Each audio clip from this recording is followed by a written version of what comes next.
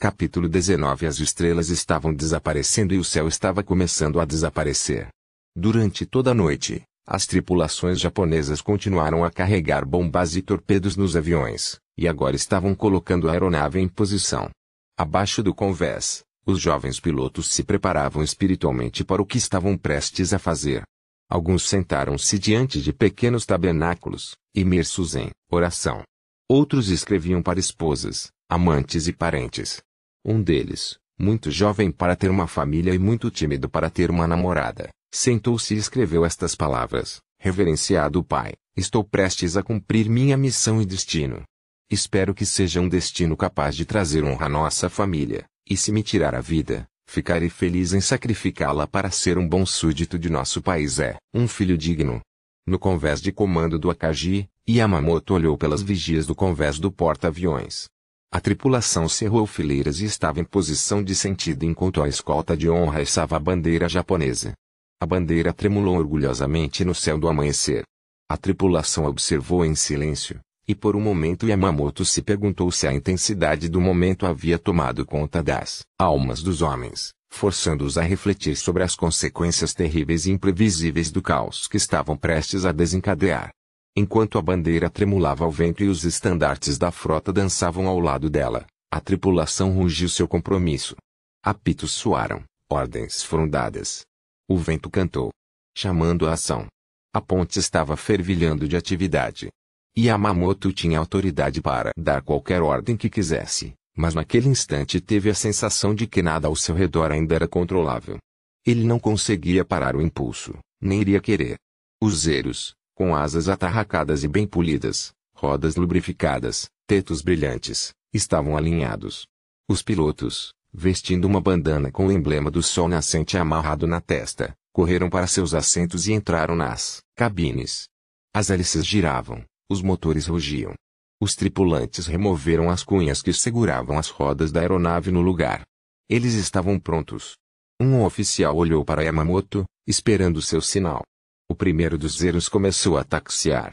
Mais uma vez os marinheiros saudaram os homens que já viam como os heróis de sua nação.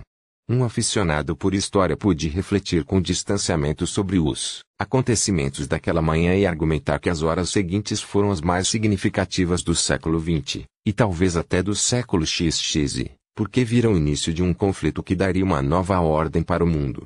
Mas seria um exercício ocioso. Como pode um momento ficar sozinho, independentemente de todos os outros momentos que o causaram e da infinita cadeia de reações que ele irá gerar? Uma coisa é certa: aqueles momentos, que ainda não haviam se transformado em história, foram vividos com grande intensidade por todos aqueles que vivenciaram o ataque a Pearl Harbor e o viram de sua perspectiva. Na nova instalação de radar na ilha de Oahu, um oficial e um soldado bocejaram em frente ao equipamento. 7 da manhã, hora que deveriam ter desmontado, já havia passado, mas como era uma tecnologia nova e os homens queriam saber mais, o oficial havia autorizado o soldado a passar mais alguns minutos na frente da tela. Então, quando este exclamou: "O que é isso?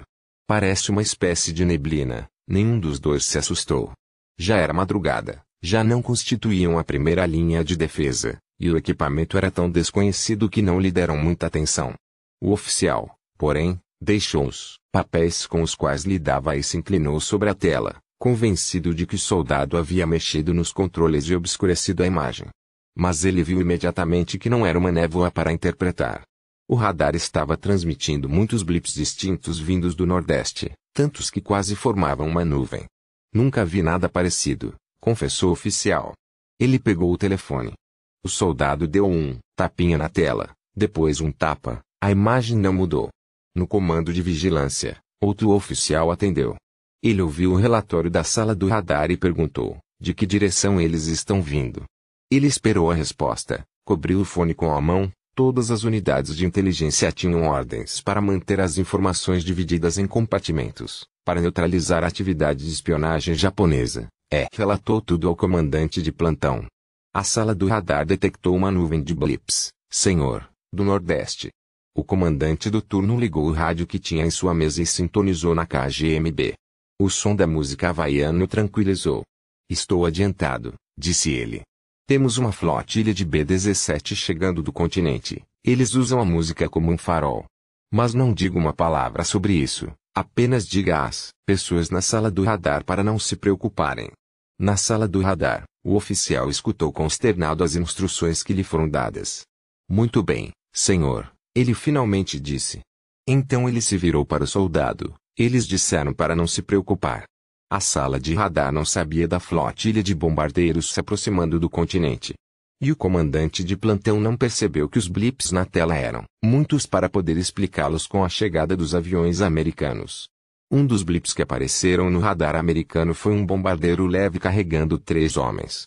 O avião era robusto e compacto, pintado em uma cor de areia que dificultava a visão no céu. Um dos tripulantes atuou como navegador, e seu trabalho foi facilitado pela música havaiana tocada no rádio sintonizado no posto comercial de Oahu, que os guiou como um farol. O piloto olhou para a esquerda e viu o sol nascer no leste, lançando seus raios em todas as direções, semelhantes à bandeira japonesa. Ele considerou um bom presságio e contou a seus companheiros. O primeiro zero a decolar do porta-aviões japonês foi um avião de reconhecimento que agora, sem ser detectado pelo radar, nem percebido pelos civis pacíficos que estavam voando pelos céus naquela manhã de domingo, sobrevoou Pearl Harbor e relatou no rádio: "O porto está tranquilo. Navios em seus berços."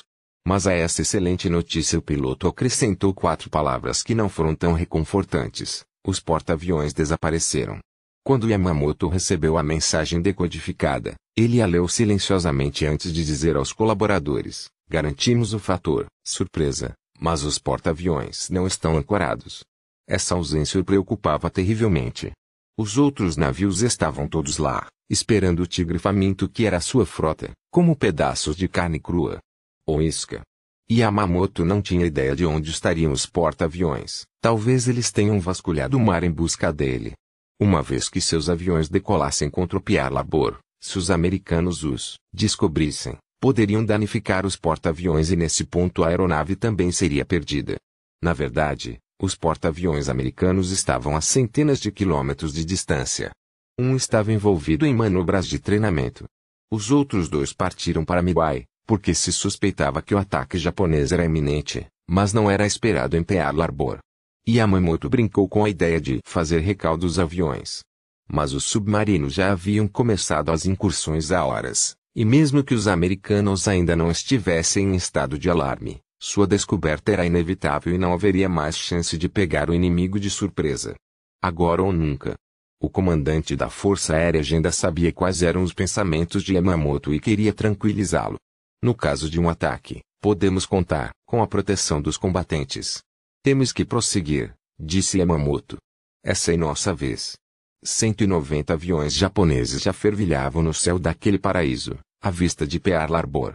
Naquela manhã, uma bela manhã de sol, o almirante Kimmel esperava sair de casa mais cedo, e já estava ansioso para o jogo de golfe com seus colegas esperando por ele. Ele já estava na porta quando o telefone tocou e um membro de sua equipe lhe informou: "Almirante, um de nossos destroyers atingiu e afundou um submarino inimigo tentando entrar em Pearl Harbor." "Relate a Washington", foi a resposta imediata de Kimmel. Ele não teve tempo de terminar a frase. Um jipe já estava parando na frente de sua casa, pronto para levá-lo ao quartel-general. Em Washington, D.C., no porão do Centro de Informações da Marinha, um datilógrafo de 18 anos lutava com um decodificador. Atrás dele estava Turman, as calças puxadas até as costelas. Quando estava tenso, costumava puxá-los constantemente. "Você é novo neste carro, não é, filho?" "Sim, senhor, muito novo e muito nervoso, senhor." Turman respirou fundo na tentativa de conter sua impaciência, e viu o texto decodificado sair da máquina. Inúteis outras negociações de paz. Foi demais para ele. Ele pegou o telefone, uma linha direta para os andares superiores, e sem sequer qualificar latiu: "Interceptamos uma mensagem japonesa que soa como uma declaração de guerra. Estou aqui tentando salvar o mundo livre e você me manda um funcionário com a boca ainda suja de leite. Preciso de ajuda. Agora. Obrigada." No fundo, ele sabia que já era tarde demais. Mas ele tentou se tranquilizar lembrando que seus instintos estavam errados antes.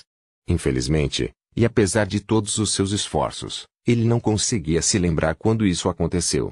Uma vez no escritório, Um ajudante de campo entregou a Kim Mel os últimos despachos que chegaram. O homem já os havia lido e, portanto, pôde-lhe dizer: os serviços de inteligência da Marinha interceptaram uma transmissão de Tóquio para a embaixada japonesa em Washington, na qual foram ordenados a queimar todos os documentos secretos e tirar os decodificadores de serviço. O Departamento de Guerra já deu alarme. Não, senhor. Isso obviamente não era uma declaração de guerra, mas nenhum oficial digno teria deixado de concluir que os japoneses esperavam um conflito. Se o almirante Kim Mel ou seu colega em Washington devem ou não esperar a mesma coisa pode estar em debate. Mas as mensagens de Washington não podiam sequer ser consideradas uma espécie de aviso prévio. Quando Kim Mel as leu, as primeiras bombas já haviam sido lançadas. Chegando à vista de Pearl Harbor, os aviões do primeiro esquadrão japonês deram gás e desceram, em formação de ataque. O porto estava quieto abaixo deles.